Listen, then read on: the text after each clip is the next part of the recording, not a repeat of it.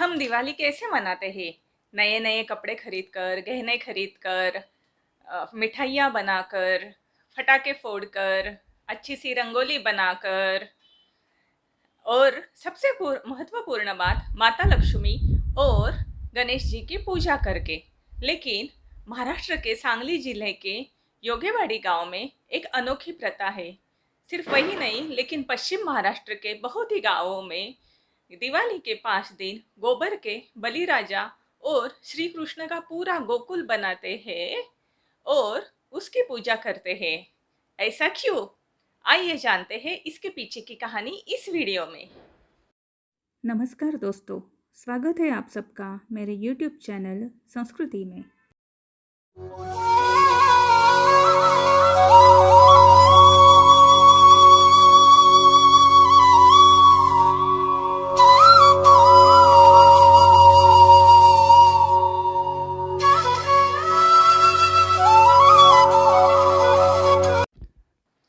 लगभग 30-40 साल पहले तक हमारे माता भगिनी सुबह जल्दी उठकर आंगन में गोबर के बलिराजा, पांडव और गोपिकाएं बनाते थे।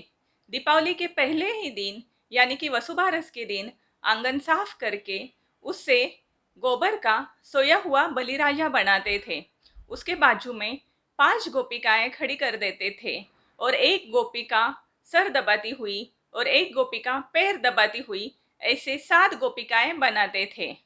वसुबारस के दिन उन्हें बाजरे की रोटी का, गवार की सब्जी का और चावल का भोग लगाते थे। उसके दूसरे दिन यानी कि धनतेरस के दिन बिल्कुल ऐसा ही सब कुछ बनाते थे, लेकिन 5 की जगह 6 खड़ीक वालाएं बनाते थे। उसके तीसरे दिन 7 खड़ीक वालाएं बनाते थे और सोया हुआ बलिराजा, एक सर दबाती और एक पैर दबाती गोपियां, ऐसे टोटल 9 गोपिकाएं बनाते थे। और घर में जो भी मीठे पकवान न बनते उसका भोग लगाया दिया जाता था।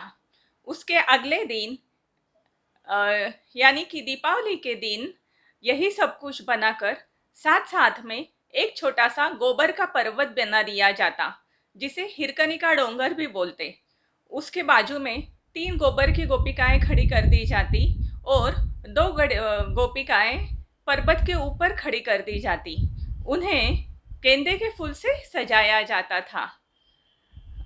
उसके अगले दिन यानी कि बलि प्रतिपदा, पाड़वा के दिन यही सब कुछ बनाते थे, लेकिन बलिराजा के बाजू में गोलाकार बैठे हुए 7 ग्वालाएं और 5 पांडव बनाते थे।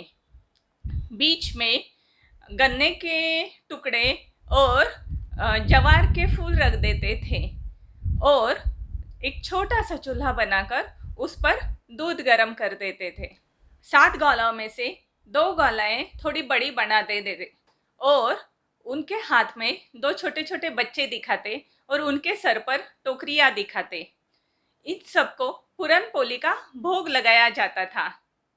इन सब से प्रार्थना की जाती कि सारे दुख और दर्द दूर हो जाएं और बलिराजा का राज आए। जी हाँ, बलिराजा बहुत ही पराक्रमी राजा था। उसने 100 बार इंद्र को हराया था। उसके राज में प्रजा बहुत ही खुश थी। बलिराजा अपनी प्रजा को बहुत ही सुखी और आनंदी रखता था। उसके राज में किसी को किसी भी तरह का दुख और दर्द नहीं था। बलिराजा की मृत्यु दशहरे के दिन हुई थी। उसके मृत्यु के बाद प्रजा बहुत ही दुखी हो गई। अपने शोक सागर में डूबी हुई प्रजा से मिलने के लिए बलिराजा ठीक 21 दिन बाद यानी कि बलि प्रतिपदा के दिन वापस आए थे। उन्हें देखकर प्रजा बहुत ही आनंदित हो गई। उनके स्वागत के लिए उन्होंने नए कपड़े और गहने पहने, मिठाइयाँ बनाई और दिए जलाए। आज भी पश्चिम महाराष्ट्र के बहुत से गांवों में गोबर का, कृष्ण का गोकुल खड़ा कर दिया जाता है। उस गोकुल में खाना बनाती हुई गोपिकाएं, कुएं से पानी निकालती हुई गोपिकाएं, रास गरबा खेलती हुई गोपिकाएं दिखाई जाती हैं। गोबर का प्रवेश द्वार खड़ा किया जाता है। उनके बाजू में रंगोली निकाली जाती है और उन्हें तरह तरह की मिठाइयों का भोग लगाया जाता है। गोबर की ग्वालाएं बनाने की ये प्रथा सैकड़ों सालों से चली आ रही है, लेकिन शहर में जगह की और गोबर की कमी के कारण अब बिल्कुल भी नहीं दिखाई देती। तो दोस्तों, कैसा लगा आपको मेरा या आज का वीडियो? अगर अच्छा लगा हो तो लाइक बटन क्लिक कर देना, और हाँ, सब्सक्राइब करके बेल आइकॉन बटन दबाना मत भूलना, ताकि मैं जो भी नया वीडियो अपलोड करूँ आपको तुरंत उसका नोटिफिकेशन मिल जाए। धन्यवाद।